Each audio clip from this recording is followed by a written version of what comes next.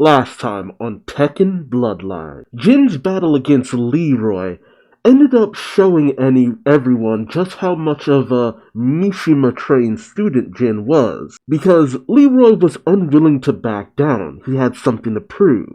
He didn't want to lose to, as he called it, one of Heihachi's goons, with no one knowing that Jin is related to Heihachi. And because Leroy wouldn't back down, Jin had to put him down, figuratively, breaking his leg.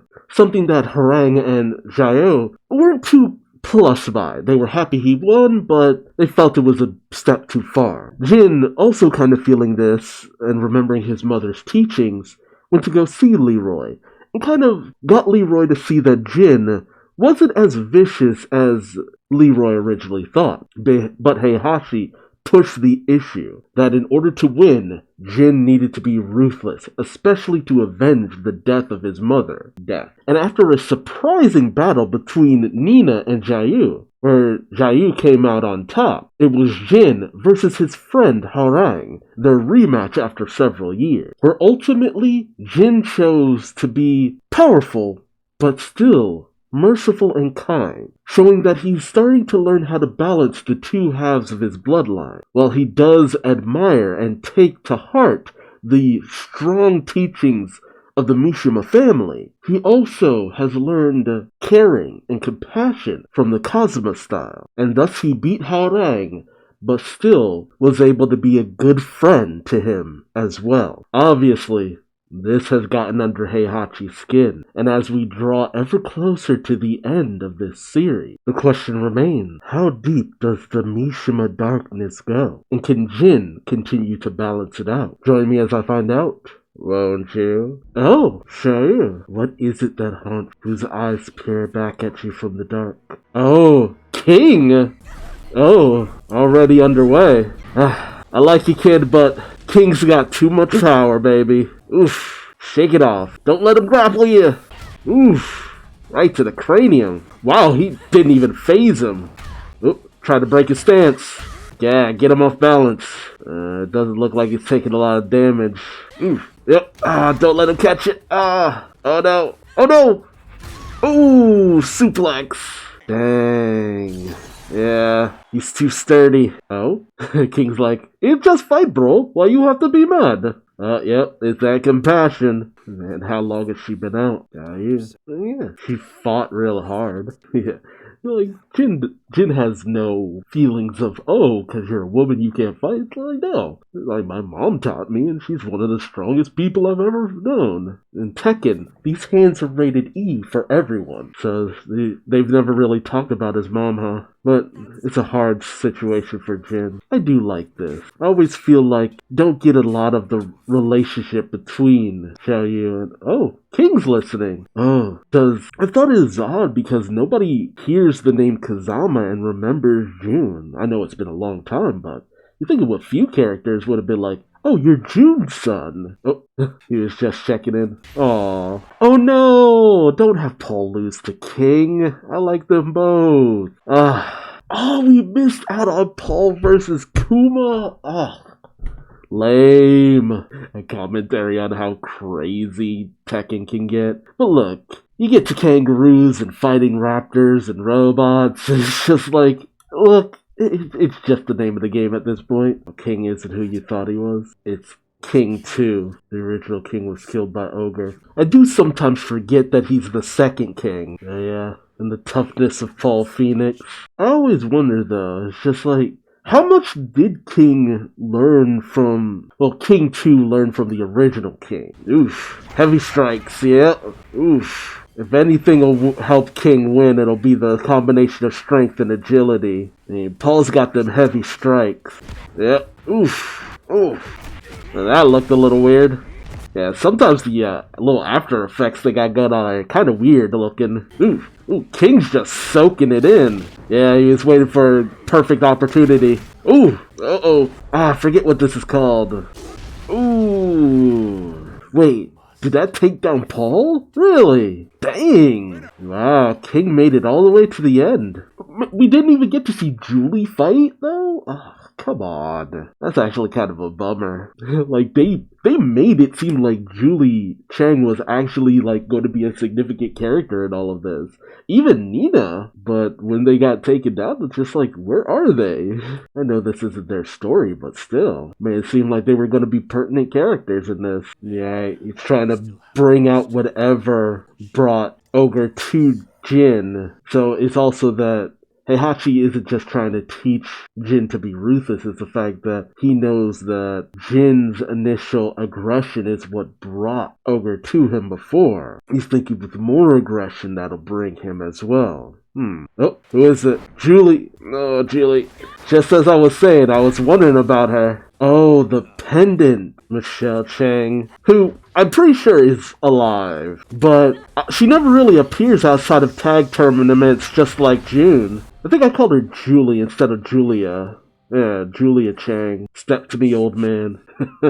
Heihachi's just like, be glad I needed you, boy. The pendant. Ah, so Heihachi's the one who unleashed the ogre. I mean, I know he did, but I was wondering how it was going to be in this continuity, because I originally thought the pendant was used to unleash the ogre previously, but then the guy gave the pendant to Heihachi kind of after the fact. So, is it that when Heihachi released Ogre, Michelle took the pendant and booked it, and then just went missing?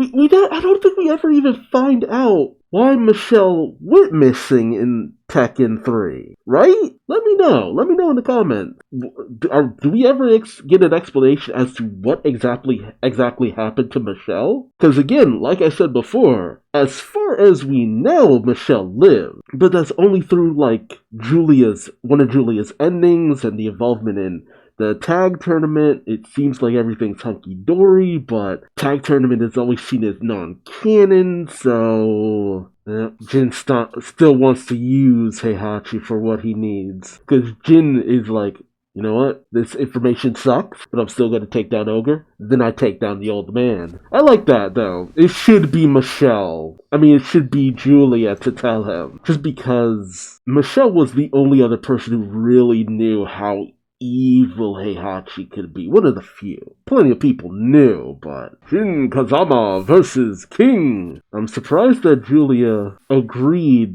to after the tournament. The original King. Yeah. Yep. King 2's origin as an orphan. Yeah. King was father was killed by Ogre. Yeah. King 2 is doing this for more altruistic reasons. Ooh, damn. Yeah. Shouldn't have let him grapple you. Ooh, nice. Oh, is the pendant resonating? Oof, yeah. Ooh, yeah. How you gonna take down someone you relate to so much, who has better motives than you, Jin? Can you do it? Oof. You're like, why won't this pendant do? Ooh, activating that devil gene. Ooh. Oh, going in for a lariat. Oh, nope. Lariat denied. Ooh. Ooh. Dang! KO. Kazama wins! And he helps him up. There you go. The money's all yours, bud. Like, do I write the check out to King? King 2? Jin. Oh, a surprise final boss. It's like, guess what? Secret boss, motherfucker! Even the announcer's like, okay. And of course, the crowd is just like, what? Yeah! Yeah, that is kind of sucky. Like, you haven't even recovered from your previous fight. Trying to rile him up. Yeah. Ultimately, what did draw out Ogre? Because it's not feeling like it was Jin's aggression. I mean, if it was just Jin's aggression, it feels like it would have come out before. But maybe, did you unleash Ogre? Doesn't matter. Motherfucker, the whole reason I've spent these past chunk of my life, these years with you, is because of this. I'ma beat your ass. It's just as simple as that. Yep, there's that Heihachi. But can Jin still do it? He's fatigued. He's tired. But Heihachi knows. Drawed his anger. Oof. Damn. Yeah. Oof. Didn't guard your face enough, Heihachi. Oof. Not too many people can put Heihachi on his ass. Whoa! Oh, Heihachi's going all out now. He's like, either I get ogre or you die. Which, I mean, that was always in the plan. Ooh. Overwhelmed? Ooh. Ooh. Yeah, he's going in for the heavy strikes. Here it comes. Chin. Chin. Ooh. Ooh. That would be a KO, honestly. Exactly why I love that first episode, though. Honestly, the first episode was my favorite. Just because I like seeing Jin and his mom's relationship. So, before you know it. Alright. Time to finally use your mom's teachings. There it is. Kazama technique. I mean, hey, switching it up. I mean, that's martial. This is a street fight, baby. I know you're in a tournament, but whatever it takes to win. There you go. Mishima taught you power, but Kazuma taught you skill and speed. There's the pendant. Oh crap. It's shining. Here it comes. Surprise! You thought Heihachi was the final boss. No. Oh boy. Jin's anger is starting to overwhelm him.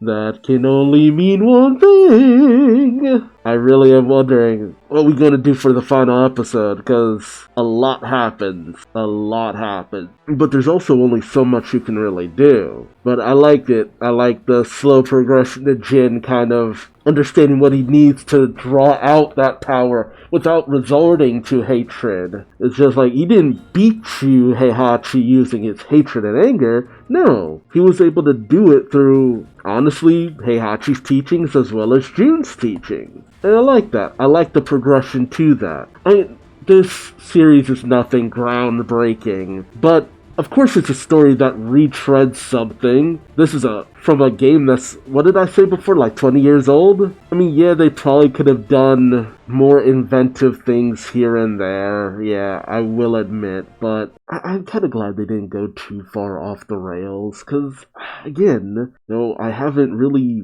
touched or done anything with Tekken 3 in a good long time, which was one of the first Tekken games I ever played back in the day. And seeing things from this perspective, the growth of the character, it's letting me like revisit a few old things from before. It is why I hope that there's like, oh hey, do an adaptation of 4, 5, 6, some of the tag battle stuff. Cause, I don't know how many people are like watching this without ever knowing anything about Tekken, but there are a lot of things that never get answered, especially at the end of this. If this ends the way Tekken 3 ends, well, the way Tekken 3 ends, I should say how the bridge between Tekken 3 and 4, because usually you find out what actually happened at the end of the previous game by the beginning of the next game. And by Tekken 4, it's just like, oh, there are barely any answers for anything revolving around Jin. See, the thing is, Tekken 3 is what, like, really starts, like, this massive wave of just out there plot lines for the Tekken series. And you can go either into, more than likely it's best to go into Tekken 4, then Tekken Tag Tournament. Maybe do a combination of the two, because there's elements in there that I would love to see made into some kind of storyline permanently. But then again, the events of Tekken 4 just...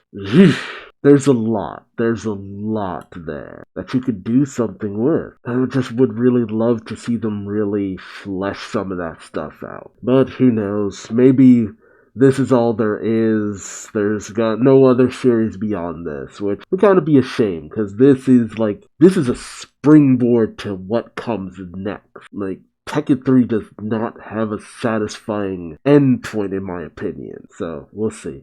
But let me know your thoughts in the comment section below. Like, subscribe, hit the bell for notifications, and until next time, I've been Duuz-Diz-Din, and I hope to see you in the next video. Till then, bye-bye.